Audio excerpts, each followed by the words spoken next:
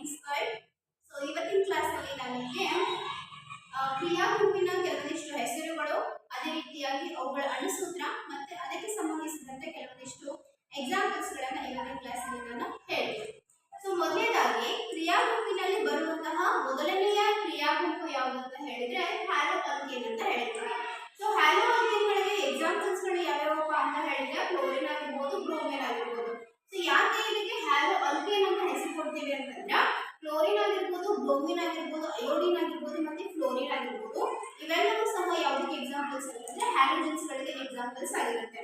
So ಯಾವುದೇ ಒಂದು carbon ಸರಪಳಿಯಲ್ಲಿ hydrogen ಅನ್ನ ರಿಮೂವ್ ಮಾಡಿ ಆ ಜಾಗದಲ್ಲಿ ನಾವು ಕ್ಲೋರಿನ್ ಅಥವಾ ಬ್ರೋಮಿನ್ ಅನ್ನ ಆಡ್ ಮಾಡಿದ್ವಿ ಅಂತ ಹೇಳಿದ್ರೆ ಅದೇನಾಗುತ್ತೆ, ಹ್ಯಾಲೋ ಅಲ್ಕೇನ್ ಗ್ರೂಪ್ ಆಗಿ ಏನಾಗುತ್ತೆ, ಕನ್ವರ್ಟ್ ಆಗುತ್ತೆ. ಸೊ ಅಲ್ಕೇನ್ ಗಳಿಗೆ ಸಂಬಂಧಿಸಿದಂತೆ ಮಾಡಿ. ನೆಕ್ಸ್ಟ್ ಸೆಕೆಂಡ್ ಒನ್ ನೋಡೋಣ, ಆಲ್ಕೋಹಾಲ್ ಗ್ರೂಪಿಗೆ ಬರೋಣ. ಸೊ ಆಲ್ಕೋಹಾಲ್ ಗ್ರೂಪಿನ ಒಂದು ಅಣುಸೂತ್ರ ಏನು ಅಂತ ಹೇಳಿದ್ರೆ ನಾವು OH ಅಂತ ಹೇಳ್ತೀವಿ. ಸೊ ಇದಕ್ಕೆ ಕೆಲವೊಂದಿಷ್ಟು ಎಕ್ಸಾಂಪಲ್ಸ್ ಗಳನ್ನ ನನಗೆ ನೆಕ್ಸ್ಟ್ ಕೊಡ್ತಾ ಬರ್ತೀನಿ. ಅದಾದ್ಮೇಲೆ ಅಲ್ಡಿಹೈಡ್ ಗ್ರೂಪ್. ಸೊ ಅಲ್ಡಿಹೈಡ್ ಗೆ ಒಂದು ಸೂತ್ರ ಏನು ಅಂತಂದ್ರೆ CHO ಅಂತ ಹೇಳ್ತೀವಿ. ಸೊ ಸಿಂಪಲ್ ಆಗಿ ನಾವು CHO ಅಂತ ಕರಿತೀವಿ. ಸೊ ಕಾರ್ಬನ್ ಸರಪಳಿಯಲ್ಲಿ ಆ CHO ಗ್ರೂಪ್ ಯಾವ ತರ ಅಟ್ಯಾಚ್ ಆಗಿರುತ್ತೆ ಅಂತ ಹೇಳಿದ್ರೆ C double bond O single bond H ಅಂತ ಆಡ್ ಆಗುತ್ತೆ. ಅದೇ ರೀತಿಯಾಗಿ ketone group. So ketone group ಅಲ್ಲಿ ಯಾವ ತರ ಇರುತ್ತೆ ಅಂದ್ರೆ C ಡಬಲ್ ಬಾಂಡ್ O ಇರುತ್ತೆ. ಸೊ ಇಲ್ಲಿ ಒಂದು ಸಿಂಗಲ್ ಬಾಂಡ್, ಇನ್ನೊಂದು ಸಿಂಗಲ್ ಬಾಂಡ್ ಇರುತ್ತೆ. ಸೊ ಆ ಸಿಂಗಲ್ ಬಾಂಡ್ ಗಳಲ್ಲಿ ಕಾರ್ಬನ್ ಇರುತ್ತೆ.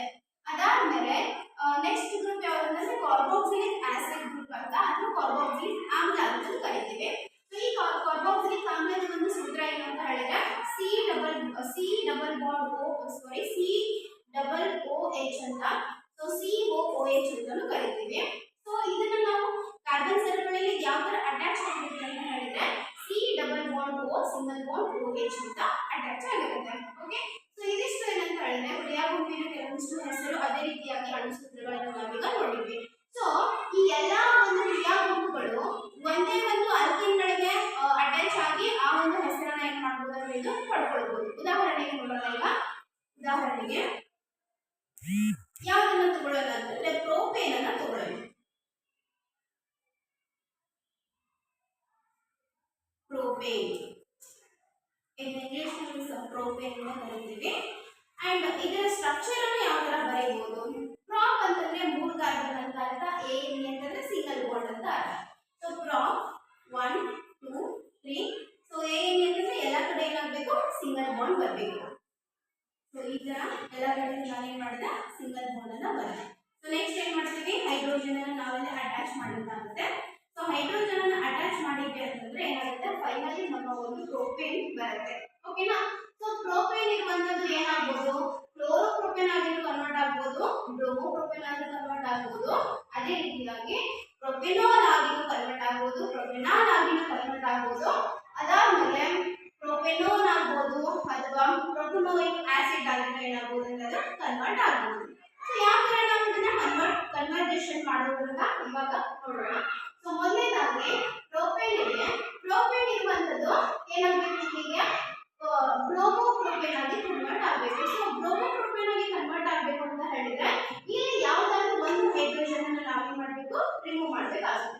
ಸೊ ಲಾಸ್ಟ್ ಹೈಡ್ರೋಜನ್ ಏನಿದೆ ಅದನ್ನ ರಿಮೂವ್ ಮಾಡಿ ನಾನಿಲ್ಲಿ Br ಅನ್ನು ಆಡ್ ಮಾಡ್ತೀನಿ, ಅಂದ್ರೆ ಬ್ರೋಮಿನ್ ಗ್ರೂಪ್ ಅನ್ನು ನಾನಿಲ್ಲಿ ಅಟ್ಯಾಚ್ ಮಾಡ್ತೀನಿ. ಸೊ ಬ್ರೋಮಿನ್ ಗ್ರೂಪ್ ಅನ್ನು ಅಟ್ಯಾಚ್ ಮಾಡಿದ್ರೆ ಅದೇನಾಗಿ ಕನ್ವರ್ಟ್ ಆಗುತ್ತೆ, ಬ್ರೋಮೋಪ್ರೋಪೇನ್ ಆಗಿ ಕನ್ವರ್ಟ್ ಆಗುತ್ತೆ. ಒಂದ್ ವೇಳೆ ನಾನಿಲ್ಲಿ ಬ್ರೋಮಿನ್ ಬರ್ಲಿಲ್ಲಪ್ಪ, ಒಂದ್ ವೇಳೆ ನನಗೆ ಕ್ಲೋರಿನ್ ಬರ್ದೆ, ಒಂದ್ ವೇಳೆ ನನಗೆ ಕ್ಲೋರಿನ್ ಬರ್ದೆ ಅಂತಂದ್ರೆ ಏನಾಗುತ್ತೆ, ಕ್ಲೋರೋಪ್ರೋಪೇನ್ ಆಗಿ ಕನ್ವರ್ಟ್ ಆಗುತ್ತೆ. ಓಕೆ, ಸೊ ಬೆಟರ್ ನಾನಿಲ್ಲಿ ಏನ್ ಮಾಡ್ತೀನಿ ಅಂತಂದ್ರೆ ಇಂಗ್ಲಿಷ್ ನಲ್ಲಿ ಬರೀತೀನಿ, ಅಂದ್ರೆ ಅದು ನಿಮಗೆ ನೀಟ್ ಆಗಿ ಅಂಡರ್ಸ್ಟ್ಯಾಂಡ್ ಆಗುತ್ತೆ. ಕ್ಲೋರೋಪ್ರೋಪೇನ್ ಆಗಿ. ಓಕೆ, ಸೊ ಬ್ರೋಮೋಪ್ರೋಪೇನ್ ಆಗಿ ಕನ್ವರ್ಟ್ ಮಾಡಬಹುದು ಅಥವಾ ಕ್ಲೋರೋಪ್ರೋಪೇನ್ ಆಗಿ ನಾವು ಅದನ್ನ ಕನ್ವರ್ಟ್ ಮಾಡಬಹುದು. ಸೊ ಇದು ಫಸ್ಟ್ ಒನ್. ಇನ್ನು ಸೆಕೆಂಡ್ ಒನ್ ಆಲ್ಕೋಹಾಲ್ ಗ್ರೂಪ್ ಇದೆ ಅಲ್ಲ. ಸೊ ಈ ಆಲ್ಕೋಹಾಲ್ ಗ್ರೂಪ್ ಅನ್ನ ಪ್ರೋಪೇನ್ ಗೆ ನಾವು ಯಾವ ತರ ಕನ್ವರ್ಟ್ ಮಾಡಬೇಕು, ಅದು ಪ್ರೊಪೆನಾಲ್ ಆಗಿ ಹೇಗೆ ಕನ್ವರ್ಟ್ ಆಗುತ್ತೆ ಅಂತ. ಸೊ ಆ ರೀತಿ ಸ್ಟ್ರಕ್ಚರ್ ಯಾವ ತರ ಇದೆ ಅದೇ ತರ ಬರೀತೀವಿ. ಸೊ ಎಲ್ಲ ಕಡೆಗೂ ಏನ್ ಮಾಡಬೇಕು, ಹೈಡ್ರೋಜನ್ ಅನ್ನ ಬರೀಬೇಕಾಗುತ್ತೆ. ಸೊ ಇಲ್ಲಿ ಲಾಸ್ಟ್ ಹೈಡ್ರೋಜನ್ ಏನಿದೆ ಆ ಹೈಡ್ರೋಜನ್ ಜಾಗದಲ್ಲಿ ನಾವು OH ಗ್ರೂಪ್ ಅನ್ನ ಆಡ್ ಮಾಡ್ತೀವಿ. ಓಕೆ, ಸೊ ಸೂತ್ರ ಏನಿದೆ ಆಲ್ಕೋಹಾಲ್ OH ಇದೆ ಅಲ್ಲ.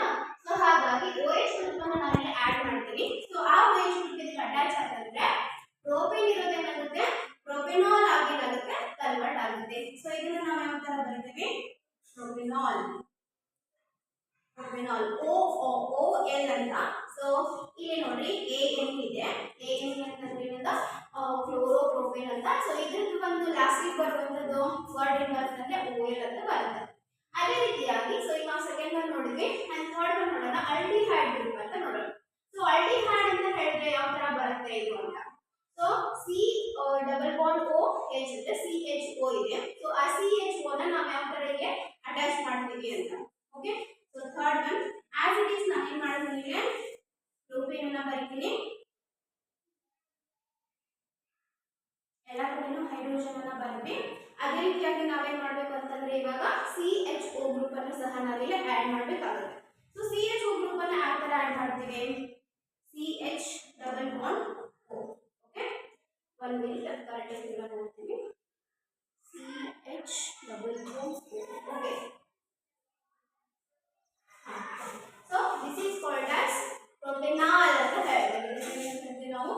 ಪ್ರೊಪೆನಾಲ್ ಎ ಎಲ್ ನೋಡಿ, ಸ್ಪೆಲ್ಲಿಂಗ್ ನೋಡಬೇಕು. ಓ ಎಲ್ ಅಂತಂದ್ರೆ ಅದು ಆಲ್ಕೋಹಾಲ್ ಗ್ರೂಪ್ ಆಗಿರುತ್ತೆ, ಎ ಎಲ್ ಅಂತಂದ್ರೆ ಅದೇನಾಗಿರುತ್ತೆ ಆಲ್ಡಿಹೈಡ್ ಗ್ರೂಪ್ ಆಗಿ ಕನ್ವರ್ಟ್ ಆಗಿರುತ್ತೆ. ಓಕೆನಾ. ಸೊ ಥರ್ಡ್ ಎಕ್ಸಾಂಪಲ್ ನೋಡೋಣ. ಇದೇನಾಗುತ್ತೆ ಪ್ರೋಪೇನ್ ಇರುವಂತದ್ದು ಏನಾದ್ರು ಪ್ರೊಪೆನಾಲ್ ಆಗಿ ಇದು ಕನ್ವರ್ಟ್ ಆಗುತ್ತೆ.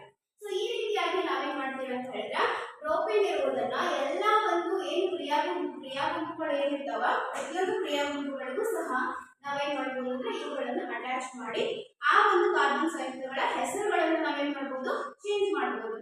ಫಾರ್ ಎಕ್ಸಾಂಪಲ್ ಇವಾಗ ಈಗ ನಾವು ಪ್ರೋಪೇನ್ ಇರೋದನ್ನ ಕ್ಲೋರೋಪ್ರೋಪೇನ್ ಆಗಿ ಕನ್ವರ್ಟ್ ಮಾಡಿದ್ವಿ, ಪ್ರೊಪೆನಾಲ್ ಆಗಿ ಕನ್ವರ್ಟ್ ಮಾಡಿದ್ವಿ, ಪ್ರೊಪೆನಾಲ್ ಆಗಿ ಸಹ ಕನ್ವರ್ಟ್ ಮಾಡಿದ್ವಿ.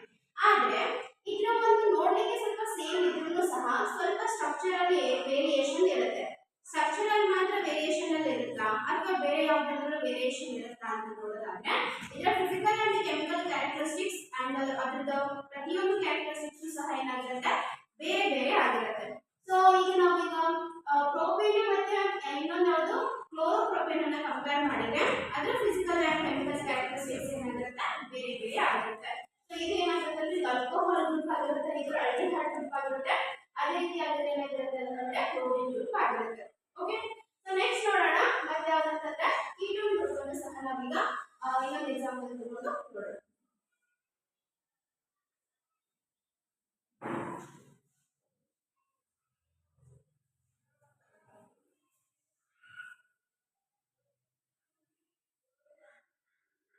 C double bond O, then C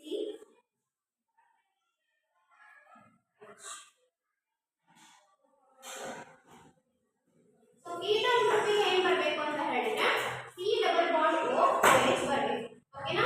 C double bond O H ಅಂತಂದ್ರೆ so C double bond O next ಅದಾದ್ಮೇಲೆ OH ಬರುತ್ತೆ. ಸೊ ಈ ರೀತಿಯಾಗಿ ನಾವೇನ್ ಮಾಡ್ತೀವಿ COH ಗ್ರೂಪ್ ಅನ್ನ ಏನ್ ಮಾಡ್ತೀವಿ ಅಂತ ಹೇಳಿದ್ರೆ ಈ ಒಂದು ಸಾರಿ one minute. C double bond O ಬರಬೇಕು. So C double bond O ಇದು ಅಂತ ಹೇಳಿದ್ರೆ ಅದೇನಾಗುತ್ತೆ ಕೀಟೋನ್ ಗ್ರೂಪ್ ಆಗಿ ಕನ್ವರ್ಟ್ ಆಗುತ್ತೆ. ಓಕೆನಾ. ಸೊ ಇದಿಷ್ಟು ಇವತ್ತಿನ ಕ್ಲಾಸ್ ಅಲ್ಲಿ ಪ್ರೋಪೇನ್ ಇರುವುದನ್ನು ನಾವು ಕ್ಲೋರೋಪ್ರೋಪೇನ್ ಆಗಿ ಯಾವ ತರ ಕನ್ವರ್ಟ್ ಮಾಡ್ತೀವಿ, ಆಮೇಲೆ ಪ್ರೋಪೇನ್ ಇರುವುದನ್ನ ಪ್ರೊಪೆನಾಲ್ ಆಗಿ ಕನ್ವರ್ಟ್ ಮಾಡ್ತೀವಿ, ಪ್ರೊಪೆನಾಲ್ ಆಗಿ ಸಹ ಕನ್ವರ್ಟ್ ಮಾಡ್ತೀವಿ, ಅದೇ ರೀತಿಯಾಗಿ ಪ್ರೊಪೆನೋನ್ ಆಗಿ ಕನ್ವರ್ಟ್ ಮಾಡ್ತೀವಿ. ಸೊ ಇದು ಕೀಟೋನ್ ಇದೆಯಲ್ಲ, ಸೊ ಇದ್ರ ಹೆಸರು ಏನಾಗುತ್ತೆ ಪ್ರೊಪೆನೋನ್ ಆಗುತ್ತೆ. ಪ್ರೊಪೆನೋನ್.